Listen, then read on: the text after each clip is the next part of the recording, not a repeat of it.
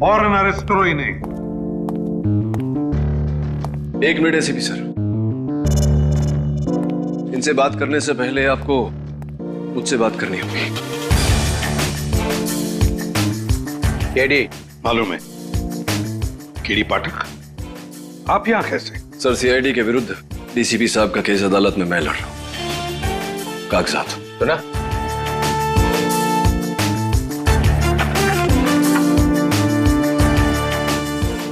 आप घबराइए मत डीसीपी साहब, मैं जानता हूं आप निर्दोष हैं और अदालत में मैं ये बात साबित भी कर दूंगा।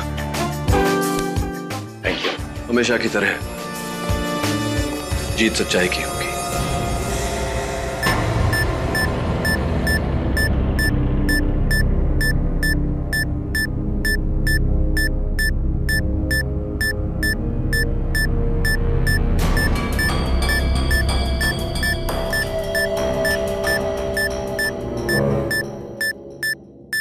योर ऑनर, आज तक मुझे ऐसा लगता था कि केडी वर्सेस आई.एम. जायसवाल, उससे बड़ा मुकाबला हो ही नहीं सकता है, लेकिन आज तो कमाल हो गया।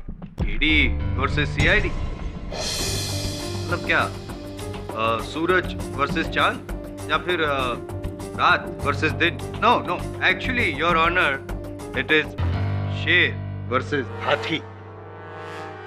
बचपन में मेरी दादी माँ मुझे कहानी सुनाया करती थी योर ऑनर, जंगल की कहानी, जहाँ पे एक शेर था, खूंखार ताकतवर शेर, जो हर जानवर को हरा देता था हमेशा, और उसे ये लगने लगा था कि वो नंबर 1 है। 100% ट्रैक रिकॉर्ड। और इसी गुरूर के चलते, इसी ओवर कॉन्फिडेंस के चलते उस शेर ने एक छोटी सी गलती कर दी, बड़े से हाथी को ललकार दिया। फिर क्या, नतीजा तो भुगतना ही था। थामा जी सटकली। इस बार शेर की नहीं, हाथी की हटी और शेर की इज्जत घटी। इस केस के अंत में ऐसा ही कुछ होने वाला है, ऐसा मुझे लग रहा है योर ऑनर, क्योंकि केडी पाठक साहब के सक्सेस का फाटक बंद होने वाला है। सीआईडी जैसे हाथी से पंगा ले लिया है, राइट? क्या इनसे बात करते हैं। डीसीपी सर, आपने मुझे सीआईडी में दाखिला नहीं दिया, इस बात का मुझे आज तक रंज था, लेकिन अब नहीं है। गुड, मैं सीआईडी में नहीं हूं और पब्लिक प्रोसिक्यूटर हूं। खैर, क्या लगता है आपको, ये जो दिलचस्प मुकाबला है उसके बारे में आपका क्या कहना है? जंगल का उदाहरण आपने सही दिया मिस्टर जायसवाल। जंगल का राज ही तो चल रहा है यहाँ पे। एक इज्जतदार और जिम्मेदार डीसीपी के ऊपर 2-2 खून के इल्जाम, वो भी अपने ही आदमियों के, रोहित के और सालों के। मैं ऐसी बेवकूफी क्यों करूंगा? इसका जवाब आप ही दे सकते हैं DCP sir. This is ridiculous. इस बार डीसीपी प्रद्युमन अपनी हद से ज्यादा बढ़ गया है। जायसवाल साहब, ऑल योर्स। डीसीपी साहब, इनकी बातों से आप अपना आपा मत खोइए। ये तो यूं ही बस चुटकुले कहानियां अदालत में सुनाते रहते हैं हम सबके मनोरंजन के लिए। योर ऑनर, केवल किसी के किसी पर उंगली उठा देने से पर्दा गिर नहीं जाता। आपने सुना? मुझे पूरा विश्वास है डीसीपी साहब कि अंत में आप निर्दोष साबित होंगे। Oh, really? अभिजीत सर, 15 साल की आपकी गुडविल 15 मिनट से कम समय में पानी फेरना चाहते हैं पाठक साहब। आपकी इन्वेस्टिगेशन पे उंगली उठा रहे हैं। आपको नहीं लगता है आपको वहां से उठ के यहाँ आना चाहिए, इस सवाल का जवाब देना चाहिए, है ना? क्यों ना?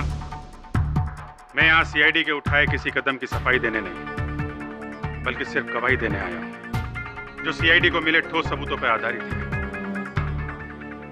18 जुलाई 2012 को ब्लू मून बार के मेकअप रूम में undercover police officer Rohit Rajadhyaksha का खून हुआ। एक गोली उनके सीने को चीरती हुई जाके दीवार में धंस गई। कातिल ने वो गोली उठाई और उसे अपने साथ ले गया, और वही गोली योर ऑनर सीआईडी ने बरामद की डीसीपी चित्रोले के घर से। यस योर ऑनर, और ये वही गोली है योर ऑनर जिस पर इंस्पेक्टर रोहित के खून के निशान भी पाए गए थे। ये योर ऑनर, ये फॉरेंसिक रिपोर्ट और ये बैलिस्टिक रिपोर्ट जो कहती है कि उस गोली का घर डीसीपी सर का गन था, यानी कि इट्स वेरी सिंपल, गोली उस गन की और गन डीसीपी सर की।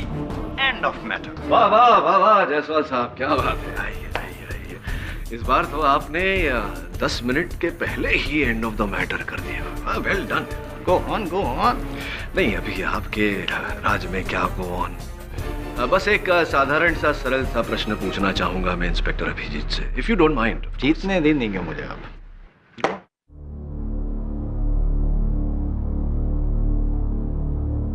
डीसीपी चित्रोले ने अपने सर्विस रिवॉल्वर से गोली चलाई जो ऑफिसर रोहित राजाध्यक्ष के सीने को चीरती हुई जाकर दीवार में धंस गई। डीसीपी साहब ने दीवार से वो गोली बाहर निकाली, अपने साथ घर ले गए और सीआईडी ने वो गोली, ये गोली डीसीपी सर के घर से बरामद की। यहां तक की कहानी सही है मेरी इंस्पेक्टर अभिजीत? जी हाँ, बिल्कुल ऐसा हुआ है। दीवार में गोली धंसने से जो सुराग पड़ी थी, कितनी गहरी थी वो सुराग? यही कोई आधा पौना इंच। अब मेरा सरल सा प्रश्न आपसे ये है इंस्पेक्टर अभिजीत, वो गोली ऑफिसर रोहित के सीने को चीर कर गई, इसलिए फोरेंसिक्स को उस गोली पर, इस गोली पर ऑफिसर रोहित के खून के निशान मिले। वो गोली जाकर के दीवार में धंस गई। फोरेंसिक्स को उसी गोली पर उस दीवार के सीमेंट या प्लास्टर के कुछ ट्रेसेस मिलने चाहिए थे, जो फोरेंसिक्स को नहीं मिले। कुछ तो गड़बड़ है ना?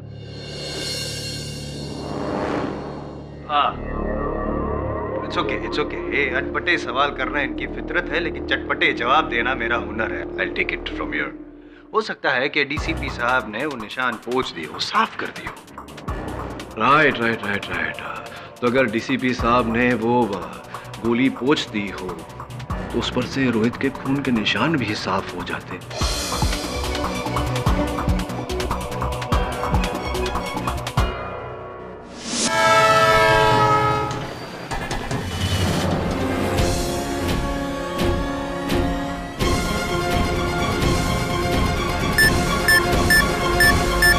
मिस्टर पाठक जी, आप कहना क्या चाहते हैं? इंस्पेक्टर अभिजीत, मैं केवल इतना कहना चाहता हूं कि ये गोली भले ही डीसीपी चित्रोले के गन से निकली हो, लेकिन ये गोली ब्लू मून बार के मेकअप रूम डीसीपी साहब की गन से नहीं चली। केडी इज राइट सर, मगर सर मैं बड़े अफसोस के साथ सबके सामने ये मानता हूँ कि मैंने कभी गोली चलाई नहीं है बिना बात के। बस ले दे के एक दो बार फायरिंग रेंज में फायरिंग की है। उन्हीं 3-4 गोलियों में से किसी ने एक गोली उठाई और उस पर रोहित का खून लगा के मेरे घर में ले जाकर रख दी। मैं मानता हूं ऐसा हो सकता है, पर ऐसा हुआ नहीं है। आपने जो कुछ किया है सर, उसकी सजा आपको भुगतनी पड़ेगी, क्योंकि ये गोली आपके खिलाफ आरोपों की सिर्फ एक छोटी सी कड़ी है, सिर्फ एक छोटी सी कड़ी। डीसीपी सर, ब्लू मून बार कि वो गोली नहीं सॉरी, वो झूली मेरी अगली गवाह। यही है वो आदमी जिसे मैंने बार के पीछे वाले रास्ते से निकलते हुए देखा था। अरे इसमें नई बात क्या है? मैं तो खुद ही कह रहा हूँ कि मैं वहां गया था रोहित से मिलने के लिए। लेकिन इनके हाथ में गन भी थी और जैसे ही इन्होंने मुझे देखा फौरन उस गन को जैकेट के पॉकेट में छुपा दिया। करेक्ट। और ये गन गौर से देखो जूली और बताओ क्या वो यही गन है? जी।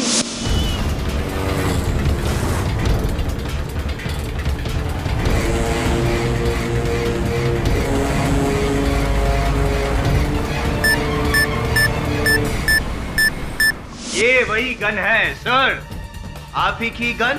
वाह, मेरे खिलाफ झूठे गवाहों के लाइन लगा के रख दी है तुमने जायसवाल साहब।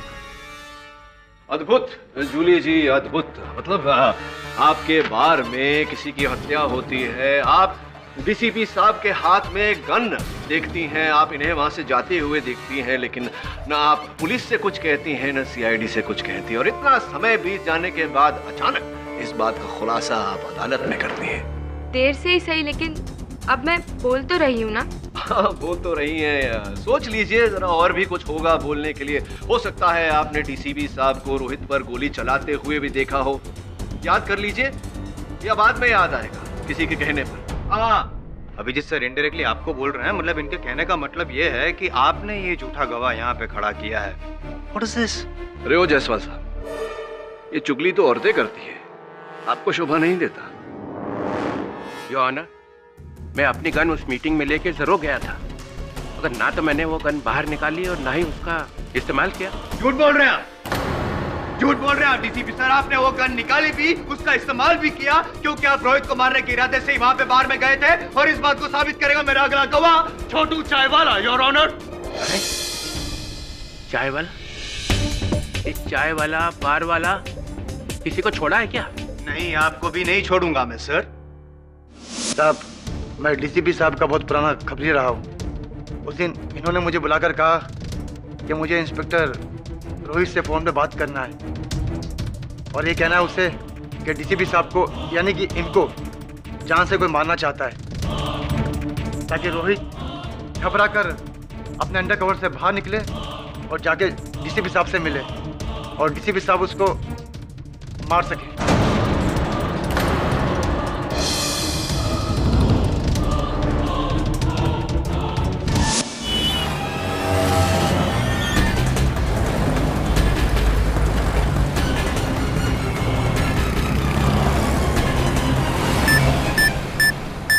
छोटू, तुम होश में हो?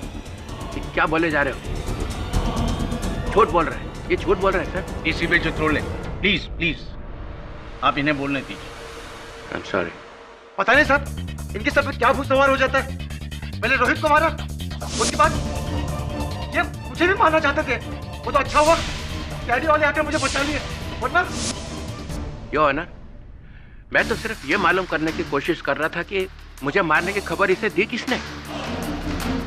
ये भी मिला हुआ है, मिला हुआ है। क्यों साहब, गरीब आदमी को फंसा रहे हो? अरे मैं किससे मिला होगा? छोटू जी, दोस्त एक बात बताओ, सच्ची सच्ची बताना। ये डीसीपी साहब जो हैं, ये रोहित को मारना चाहते थे, रोहित को अपने कवर से बाहर निकालना चाहते थे। ये जो सारी बातें तुमने भी कही, इसका कोई तीसरा गवाह है? नहीं साहब, जब मुझे डीसीपी साहब ने घर पे बुलाकर ये बात कही, कोई और नहीं था। दो बातें हो सकती है मेरे दोस्त, या तो तुम झूठ बोल रहे हो या डीसीपी साहब। ऑफ कोर्स डीसीपी साहब झूठ बोल रहे हैं। ये निर्णय भी 10 मिनट पूरे होने से पहले ही ले लिया। ये क्या बात है, जलवे पे जलवा, योर ऑनर। एक तरफ छोटू है जो 17 साल की उम्र में मुंबई आया और 18 साल की उम्र से जुर्म पे जुर्म किए जा रहे हैं। मेरी दूसरी ओर डीसीपी चित्रोले हैं, जिन्होंने इस छोटू को सत्य की राह पर चलना सिखाया, चाय की दुकान भी खोल के दी। डीसीपी चित्रोले, एक बेदाग ईमानदार ऑफिसर जिस पर आज तक किसी ने उंगली उठाने की हिम्मत नहीं की। इस नतीजे पर पहुंचना कठिन नहीं है। और ऑनर के दोनों में से झूठ कौन बोल रहा है? मतलब आप ये कहना चाहते हैं कि ये गवाह भी झूठा है? मतलब आप ये कहना चाहते हैं कि सीआईडी भी झूठी है? एक मिनट अभिजीत सर, फिर से एक बार आप पे आरोप लग रहा है। क्या हो क्या रहा है? जसवाल साहब, आपके होते हुए माचिस की आवश्यकता नहीं है आग लगाने के लिए। मिस्टर केडी, तुम बातों को घुमा सकते हो पर सबूतों को नहीं। ये हो ना, इंसान के एक्शन का अंदाजा उसके रिएक्शन से हो जाता है।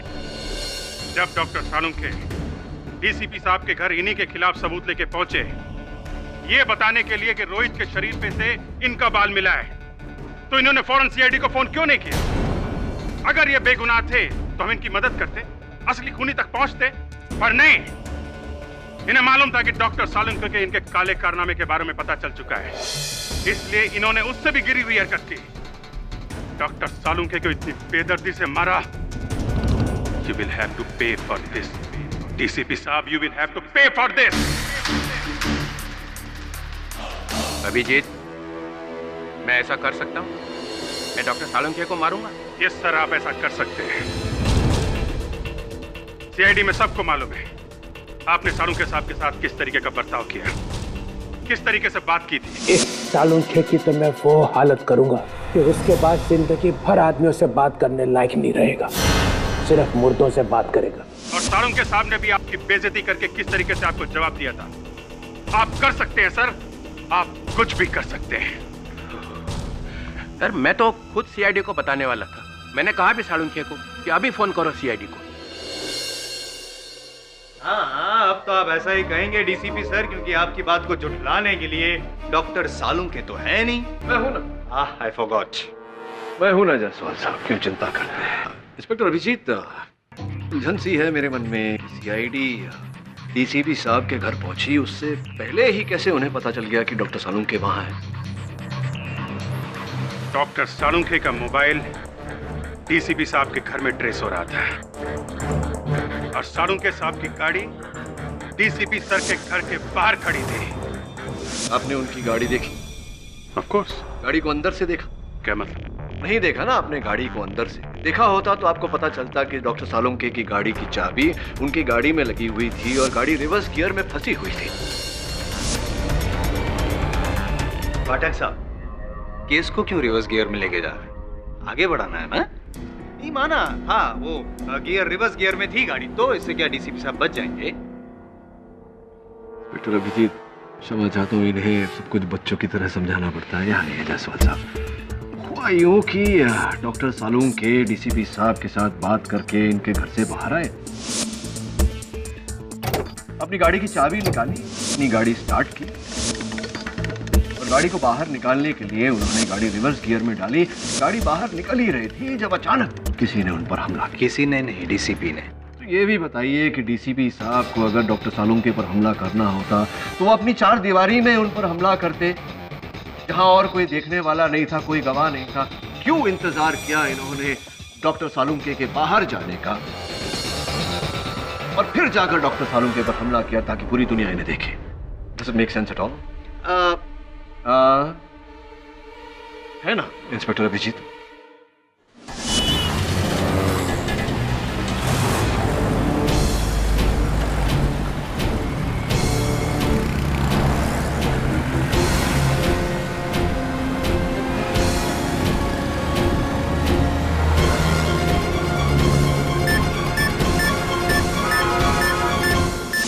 देखो कैदी, सिर्फ ये कह देने से कि गाड़ी के अंदर चाबी लगी हुई थी, गियर रिवर्स में था, कोई 100% नहीं कह सकता कि डॉक्टर सालुंखे घर के बाहर निकले थे। अक्सर लोग अपनी गाड़ी खड़ी करने के लिए गियर लगा देते हैं। अक्सर लोग गाड़ी के अंदर चाबी भूल जाया करते हैं। करेक्ट। आप तो हमारे सीनियर से भी ज्यादा सेंसिबल निकले। Correct. Oh, that reminds me, मेरे साथ भी ऐसा बहुत, मेरी गाड़ी की चाबी है, मैं भूला नहीं हूँ, गाड़ी की चाबी है। गाड़ी की चाबी है, लेकिन आपकी गाड़ी रिवर्स गियर में है जायसवाल साहब। योर ऑनर, मुद्दा यहाँ ये है कि डीसीपी साहब ने डॉक्टर सालुंखे की हत्या की इनके विरुद्ध पाए गए सबूतों को मिटाने के लिए। मेरा प्रश्न ये है कि जब इन्होंने ऑफिसर रोहित की हत्या की ही नहीं तो फिर कैसे सब ऑफिसर रोहित को इन्होंने स्वयं नियुक्त किया था इस ऑपरेशन पर? Right sir? प्रिसाइसली रोहित मेरा एजेंट था और वो मेरे लिए एक बहुत बड़े ड्रग माफिया गैंग का पर्दाफाश करने ही वाला था, तो उसे मारकर मैं अपने ही ऑपरेशन का सत्यानाश क्यों करूं? यही सवाल सीआईडी के जहन में चल रहा है सर, लेकिन इसका जवाब बहुत जल्द आपको मिल जाएगा। क्या आपने अपने ही वफादार की जान क्यों ली? बट कुछ सवाल इस नमक हलाल के लिए भी बचा के रखिए जज साहब।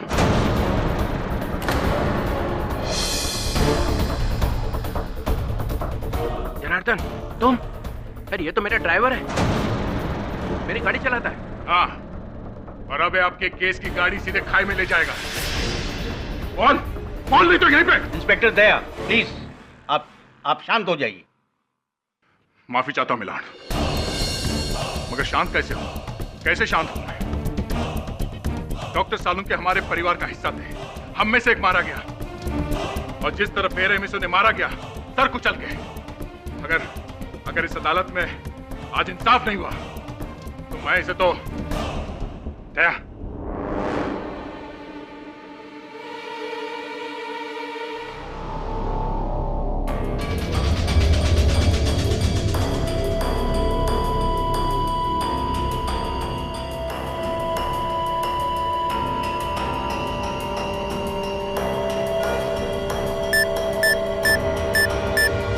सर पिछले 1.5 साल से मैं डीसीपी सर की नौकरी पे हूँ। डे नाइट में उनकी सर्विस गाड़ी चलाता हूँ और उस रात जब डॉक्टर सालुंखे आए तो डीसीपी साहब ने अपने सभी सिक्योरिटी वालों को जाने को कहा और मुझे भी।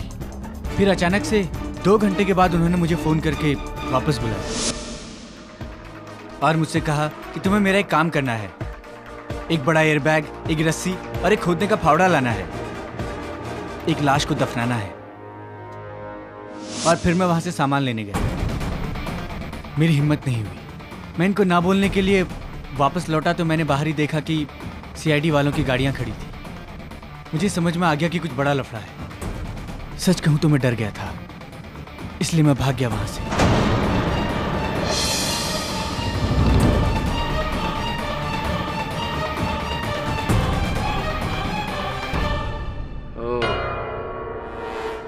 तो ये है तेरा असली रंग जनार्दन। असली रंग तो धीरे धीरे आपका सामने आ रहा है डीसीपी सर, जो गिरगिट की तरह आप बदलते रहे हैं अब तक। नहीं, वो बारगल जूली वो भी गलत, छोटू चाय वाला, ये ड्राइवर जनार्दन सब गलत, सिर्फ आप ही सच, क्योंकि आप तो सच्चाई के पुतले हैं, सत्यवादी हैं। जायसवाल, एक बार मैं इस केस में से छूट जाऊं, फिर मिलना तो मुझे बाहर। मैं छूटने दूंगा तब देखेंगे ना आप, और तब मिलेंगे ना। याद रखिए, फिलहाल कटघरे की उस तरफ आप है और वहीं से सीधे जाएंगे आप फांसी के तख्ते तक, और वहां मैं आपको मिलने आऊंगा बाय बाय कहने। The case is over.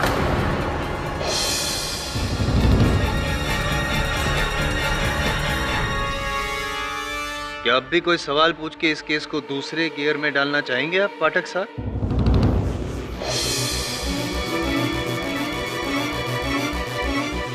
Mister Janardan, आप विटनेस बॉक्स से उतर सकते हैं।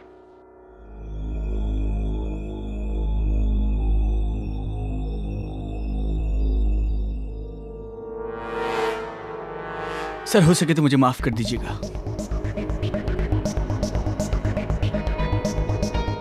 मैं जानता हूं सर कि आपने मेरे लिए बहुत कुछ किया है, लेकिन सर आपके इस पाप में मैं भागीदार नहीं बन सकता, वरना मैं अपने आप से, अपने बच्चों से कभी जिंदगी में आंखें नहीं मिला पाऊंगा। वर्दी पहनने से पहले इस वर्दी का मान रखने की शपथ ली थी मैंने, और अगर सर याद हो आपको तो ये शपथ किसी और ने नहीं, खुद आपने दिलाई थी। मैं तो नहीं भूला।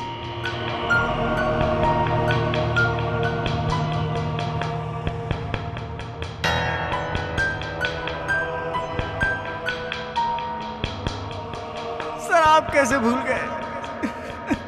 आप कैसे भूल गए सर? आप कैसे भूल गए?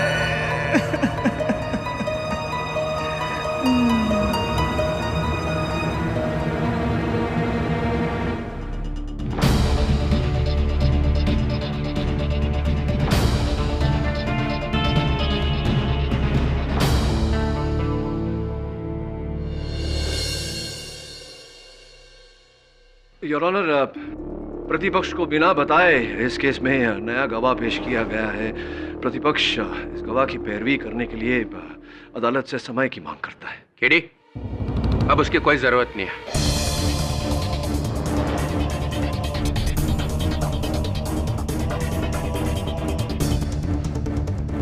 साहब, ये क्या कह रहे हैं आप?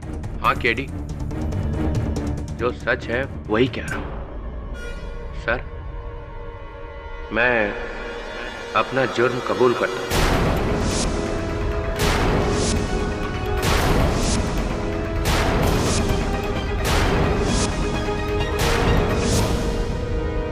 Under cover police officer Rohit Rajyadhyaksha का खून मैं नहीं किया है।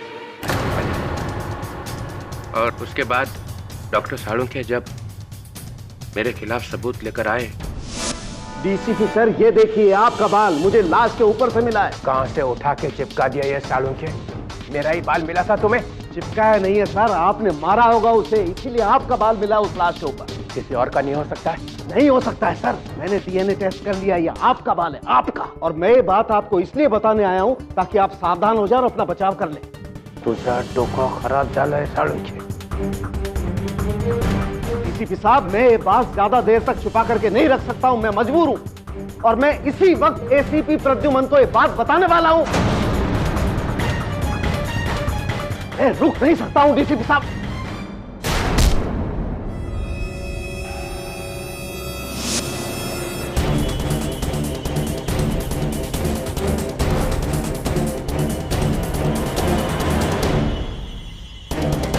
डीसीपी सर, क्या ये आप बता सकते हैं कि क्यों आपने ये खून किया? सालों तक अंडर कवर रहने के बाद रोहित थोड़ा डगमगा गया था। वो बाहर आने की बातें करने लगा, कहने लगा कि मैं अंडर कवर नहीं रहूंगा। अगर वो बाहर आ जाता तो कितना नुकसान हो जाता। सबको पता चल जाता कि हम क्या कर रहे हैं, हम एक्सपोज हो जाते और देश का नुकसान हो जाता। बहुत समझाया उसे, माने ही नहीं। तो क्या करता फिर, मारना पड़ा।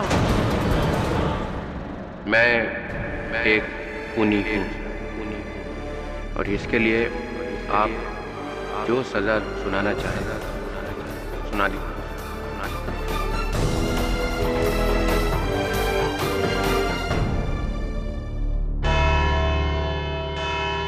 ये अदालत कल तक के लिए मुलतवी की जाती है।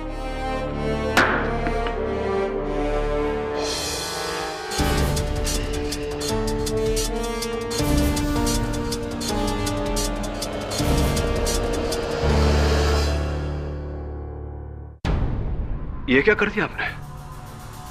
केडी, मुझे अब और कुछ नहीं कहना है। Thank you for your effort.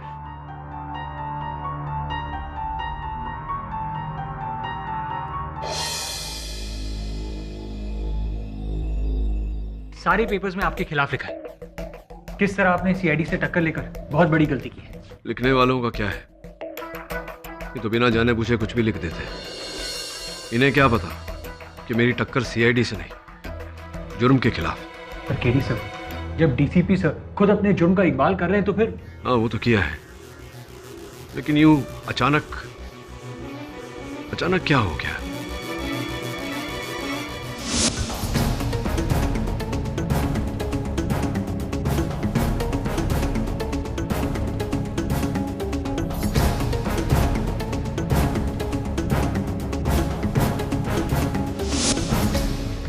Karun, court में जो सीसीटीवी कैमरा है जिससे प्रोसीडिंग्स रिकॉर्ड होते हैं, मुझे उसकी फुटेज देखनी है।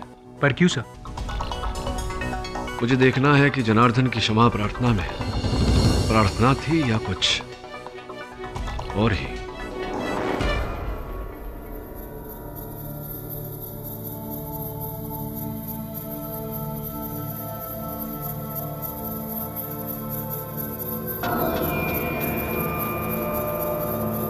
जी साहब। टाइम क्या हुआ? 6:15 साहब।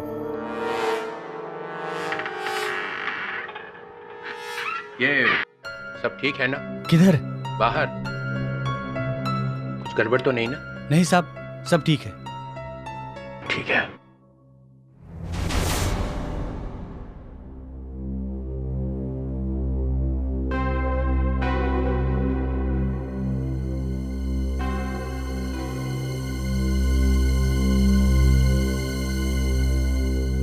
अभिजीत, क्या हुआ है? क्या सोच रहे हो? देखो, डीसीपी साहब ने अपना गुनाह कबूल कर लिया है और वैसे भी सारे सबूत उनके खिलाफ है। मैं भी इसे वही कह रहा हूं सर, पर पता नहीं इसका ध्यान कहां है। सर, डीसीपी साहब शुरू से इस केस में अड़े हुए थे कि वो बेकसूर है। उन्होंने ये भी इशारा किया कि सीआईडी उनसे जाती दुश्मनी निकाल रही है, अपनी बात से जरा भी नहीं हिले। लेकिन फिर अचानक सर, अचानक हमारे सामने इस तरीके से हथियार डाल देना, बात को समझ में नहीं आई। ना समझने वाली बात क्या है इसमें? उन्हें पता था आज नहीं तो कल वो हमारे गिरफ्त में होंगे, और उनका वो ड्राइवर जनार्दन, उसकी बातों ने उनके जमीर को झिझोड़ दिया था। नहीं दया, कुछ गड़बड़ है सर। केडी पाठक की कई बातें मुझे भी खटक रही हैं। मुझे भी लगने लगा है कि डीसीपी साहब बेगुनाह है। हाँ? डॉक्टर सालुंके के कातिल के साथ तुम्हें हमदर्दी कब से होने लगी? नादानी की बातें मत करो। नादानी तुम कर रहे हो अभिजीत। देखो दया, जज्बाती होने से कुछ। अभिजीत, दया, क्या कर रहे हो तुम लोग? आपस में बहस करने से कोई फायदा नहीं है, समझे? कानून वही मोड़ लेगी जो उसे लेना है। कानून ये नहीं देखने वाला कि डीसीपी साहब की मनस्थिति कैसी थी या कैसी है। और तो डीसीपी साहब ने अपना गुनाह कबूल कर लिया है, तो कानून अपना फैसला ले लेगा, समझे? गाड़ी की सुइयां इतनी तेजी से भागे जा रही है कि टाइम रोक ही नहीं रहा है। क्या टाइम हुआ है? अभी तो पूछा था आपने साहब। हाँ, पूछा था। क्या टाइम हुआ है? 7 बज गए साहब। 7 भी बज गए। कुछ हुआ तो नहीं ना? नहीं, सब ठीक है साहब। तो फिर डीसीपी साहब को फांसी के फंदे से कोई नहीं बचा सकता। हम बचा सकते हैं।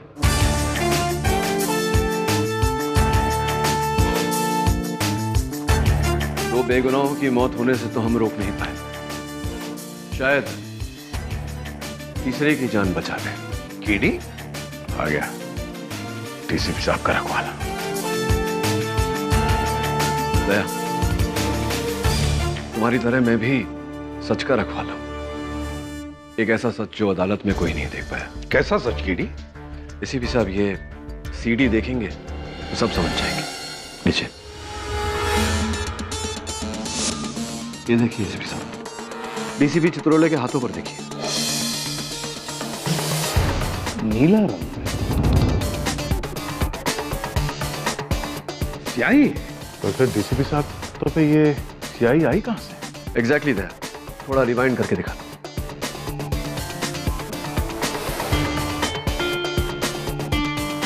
ये देखो, जनार्दन डीसीपी साहब से मिला, उससे पहले डीसीपी साहब के हाथों में कुछ नहीं। ये जनार्दन आया, डीसीपी साहब के सामने गिड़गिड़ाया और अब डीसीपी साहब की हथेली पर उसने अपनी हथेली रखी। ये हथेली उठाई और ये छाप। डीसीपी साहब ने अपना हाथ पीछे लेकर पोंछा।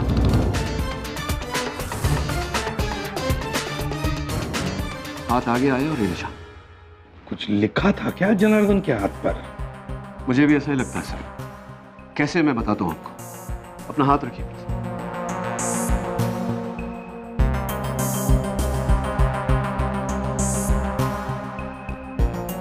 और उसने ऐसे हाथ रखा और उस लिखावट की छाप पड़ी। तो ये बात है। मगर दया, जनार्दन को तो तुम लेकर गए थे ना कोर्ट में, तो उसके हाथ पर जो लिखा हुआ था तुमने देखा नहीं? सर मैं तो आप समझा सर, अदालत में जाने के ठीक 1 मिनट पहले उसने मुझसे कहा कि उसे बाथरूम जाना है,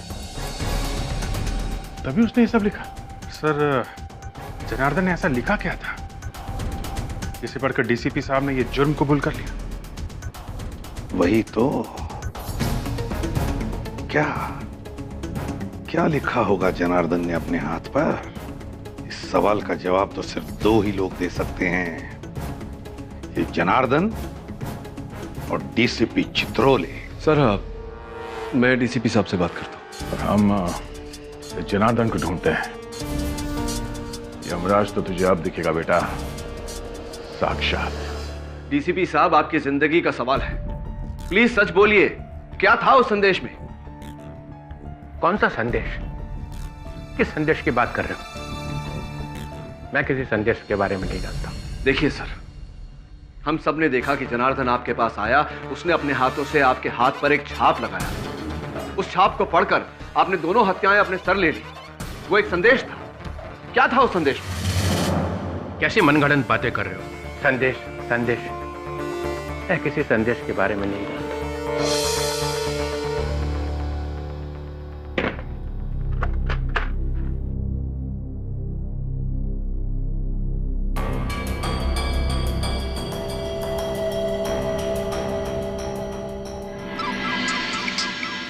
केडी बोल रहा हूं। हाँ केडी, हमारा शक बिल्कुल सही निकला। जनार्दन घर से फरार है। कल सवेरे केस शुरू होते ही जज अपना निर्णय सुनाने वाले हैं। मैं उन्हें अटकाने की, टालने की पूरी कोशिश करूंगा। तुम किसी भी हाल में जनार्दन को लेकर वहां पहुंचना। ठीक है, तब तक मैं जनार्दन को ढूंढ निकालता हूं। या all the best. All the best to you too. Sir, हाँ, जनार्दन का कहीं नामो निशान नहीं सर। पता नहीं कहाँ गायब हो गया। पता नहीं कहाँ गायब हो गया। ठीक है, ठीक है सर। मोबाइल का चिप। माय गॉड, मोबाइल का बाकी का हिस्सा। इसका मतलब जनार्दन भागने से पहले मोबाइल तोड़ कर गया है।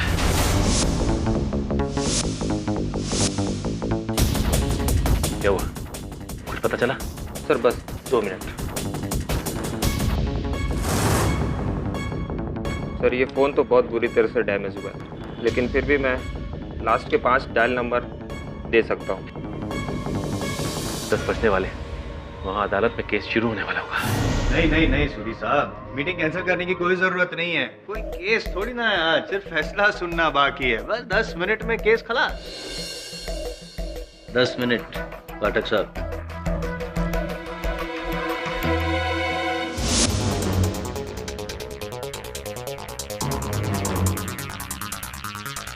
सर ये 5 नंबर। ओ, फोन करके देखता हूँ।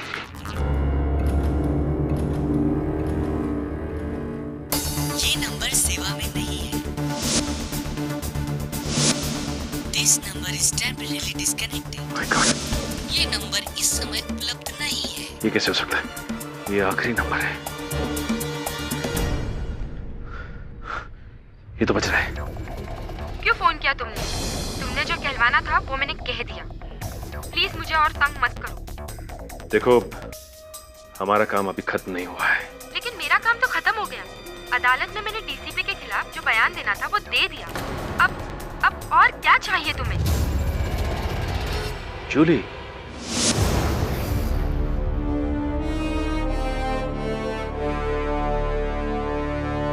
Your honour, officer Rohit Rajadhyaksha और डॉक्टर सलूंके। योर ऑनर, याद दिला दूं मैं डिफेंस को कि यहाँ पे हम कुछ कहने नहीं सिर्फ सुनने आए हैं। यस केटी, डीसीपी चित्रोले के इकबाले जुर्म के बाद मुझे नहीं लगता कि अब इस केस में किसी को कुछ कहना बाकी रह गया है, इसलिए जितनी जल्द फैसला सुनाया जाए उतना ही बेहतर। मैं आपकी बातों से पूरी तरह सहमत हूँ। मैं केवल इतना कहना चाह रहा था कि एक ऐसी बात है, एक ऐसी घटना घटी है, कुछ ऐसी खबर आई है जो आप एक बार सुन लेंगे तो संभवतः अपने इस निर्णय को टालने पर मजबूर हो जाएंगे। कैसी जानकारी? मैं मजबूर थी साहब। उसने मुझे फोन पर धमकी दी थी कि अगर मैंने डीसीपी के खिलाफ अदालत में झूठी गवाही नहीं दी तो वो मेरी बहन और उसके परिवार वालों को मार डालेगा। उसे सबके बारे में जानकारी थी साहब। इसका मतलब उस रात तुमने डीसीपी साहब को अपनी गन लेकर बार से बाहर निकलते हुए नहीं देखा? हाँ? नहीं साहब। अब ये बताओ कि जनार्दन इस वक्त कहाँ है? कौन जनार्दन साहब? वही जनार्दन जिसने फोन पे तुम्हें धमकी दी थी। साहब मुझे जनार्दन ने फोन नहीं किया था। मुझे फोन तो किसी और ने किया था। वो नंबर तो किसी और का है साहब। किसने फोन किया था और किसका नंबर था वो? किसी जॉन का। गलत था। अच्छा तुम्हें याद है फोन पे और क्या बात है? हाँ साहब, पीछे रेडियो पर पुराने भोजपुरी गाने चल रहे थे। रेडियो पे भोजपुरी गाने चल रहे थे?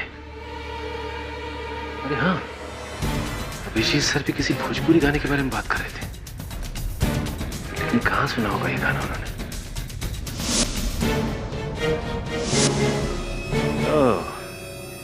छोटू चाय वाला। योर ऑनर, मुझे संदेह है कि ऑफिसर रोहित राजाध्यक्ष और डॉक्टर सलूंके की हत्याएं किसी और के कहने पर, किसी और के इशारे पर हुई है। कोई व्यक्ति है योर ऑनर जिसे डीसीपी साहब शय दे रहे हैं। क्या बात कर रहे हो यार? What nonsense. मेरा कोई भागीदार नहीं है सर। इसका मैंने अकेले किया है। झूठ बोल रहे हैं आप डीसीपी साहब। बताइए ये हत्याएं किसके कहने पर हुई है? केडी पाठक, तुम मेरे डिफेंस लॉयर हो और मेरे खिलाफ ही बोल रहे हो। अब कहेगा डिफेंस? आपने इसी अदालत में जुर्म कबूल किया है डीसीपी साहब, और दुनिया जानती है कि केडी पाठक कभी किसी अपराधी का साथ नहीं देता। एक मिनट है। ऑफिसर रोहित की हत्या होने के बाद आपने लंदन के इस नंबर पर फोन किया था? डॉक्टर सालुंके की हत्या होने के बाद आपने इसी नंबर पे फोन किया था। पिछले 10 दिनों में आप लंदन के इस नंबर पर 7 बार बात कर चुके हैं डीसीपी साहब।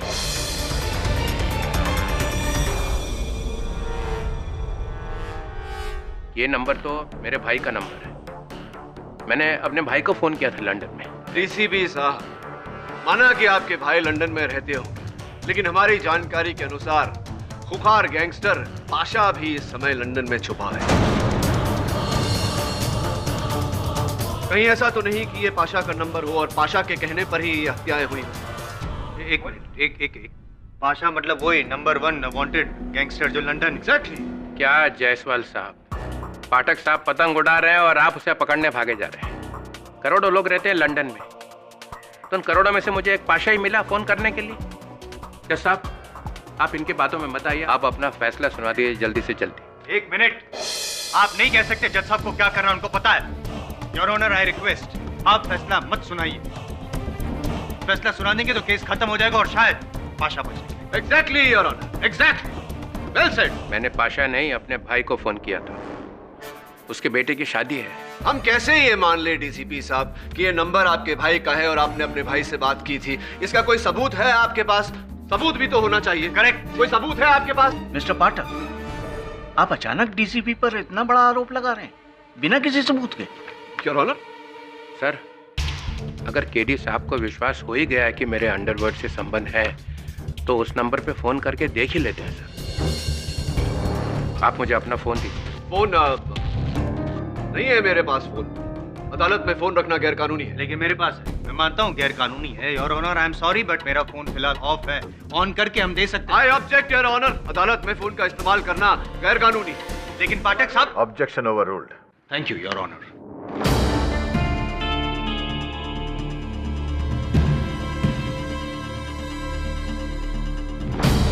कौन जूली साहब? मैं किसी जूली को नहीं जानता हूँ। मैंने किसी को फोन नहीं किया। हाँ? लगता तू इतनी आसानी से मानने वाला नहीं है।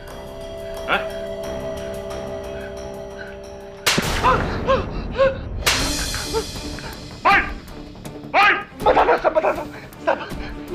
इन सबके पीछे जनार्दन का हाथ है सब। जनार्दन? डीसीपी साहब का ड्राइवर? हाँ सब।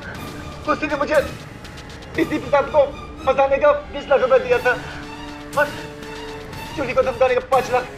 सब उसी को पकड़ो सब। लेकिन वो तो फरार है। उसका कोई पता ठिकाना है तुम्हारे पास?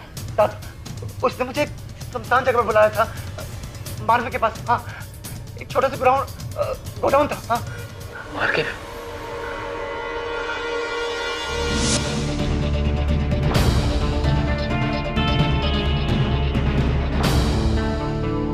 फोन लग नहीं रहा सर। वहां पे रात है, शायद मेरे भाई सोए हुए। हाँ तो उनके उठने तक इंतजार करेंगे, सुबह होने तक इंतजार करेंगे। I agree your honour. पता लगाना चाहिए कि नंबर किसका है। That's it। मतलब मैं 4-5 घंटे यहीं खड़ा रहूंगा? जी हाँ, और आपके साथ साथ मैं भी खड़ा रहूंगा और पाठक साहब भी। Right? Absolutely your honour. Sir आप इनकी बातों पे अब ध्यान मत दीजिए, आप अपना फैसला सुना दीजिए सर, बस। मिस्टर चित्रोले, आप मुझे मेरी ड्यूटी मत सिखाइए। मिस्टर पाठक की बातों से साफ जाहिर है कि इस केस में अब भी कुछ सवालों के जवाब बाकी हैं। इसलिए जब तक मुझे उस नंबर का पता नहीं चल जाता मैं कोई फैसला नहीं सुनाने वाला। आप फौरन लंदन फोन लगाइए और वहां की डायरेक्टरी से पता कीजिए कि ये नंबर किसका है। फौरन। सीआईडी से कुछ पता चला? No sir.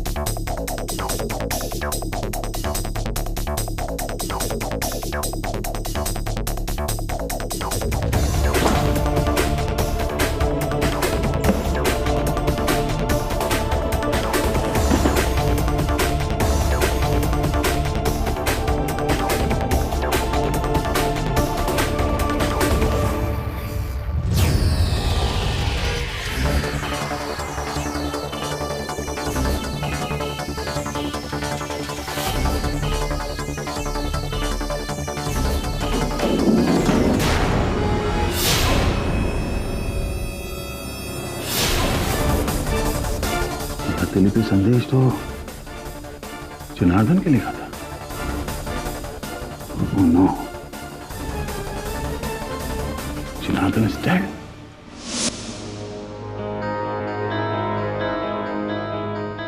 योर ऑनर, हमने लंदन की टेलीकम्युनिकेशन कंपनी के सारे रिकॉर्ड्स चेक कर लिए। ये नंबर अरुण चित्रोले का ही है, इनके छोटे भाई का। सही बोल रहे हैं मिस्टर पाठक। जी सर। आपने एक बेबुनियाद बात को लेकर अदालत का इतना वक्त जाया किया। खैर, अब मैं अपने जजमेंट को और डिले नहीं कर सकता। एक्सक्यूज मी, केडी साहब। क्षमा चाहता हूँ।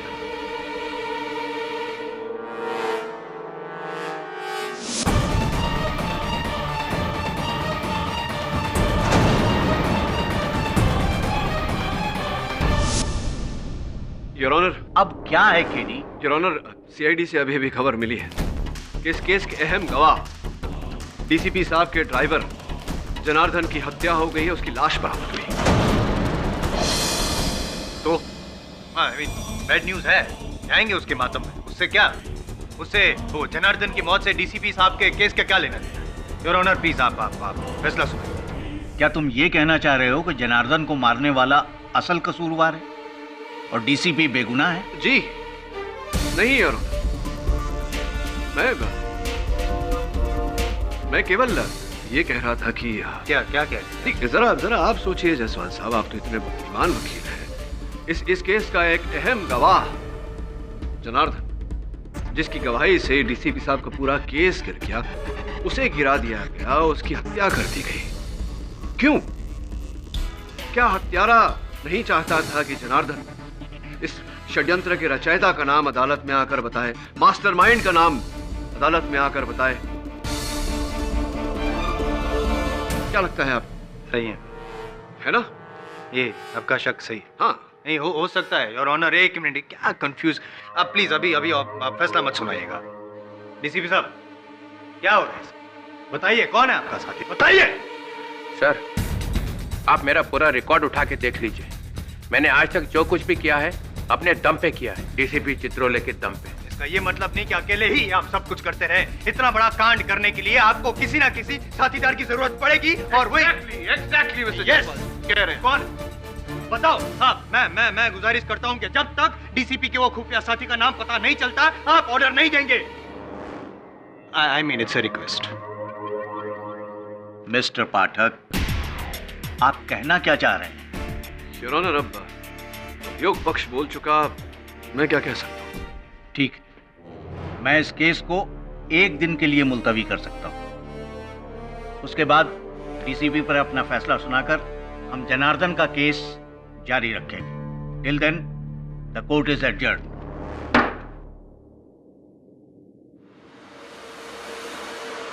Well done mister Jaiswal, thanks. Thank you. तुम्हें अंदाजा नहीं है तुमने क्या कर दिया। डीसीपी साहब, इंसाफ 2 धारी तलवार होती है, एक तरफ पुलिस, दूसरी तरफ न्यायालय।